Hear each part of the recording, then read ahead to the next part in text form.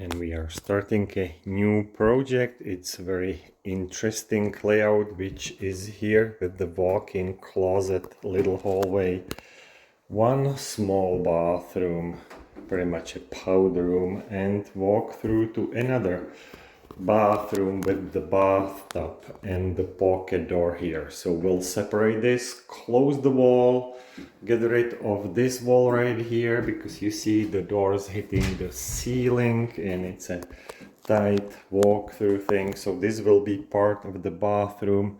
We'll do some modifications to the closet as well, and we team up with Barbara from Purdy Design to turn this space into something like that. So this will be a very interesting project, and we are in the older house, so as you can see by the size of the shape of the toilet, we'll definitely have some surprises here along the way. So follow the project and stay tuned. We'll call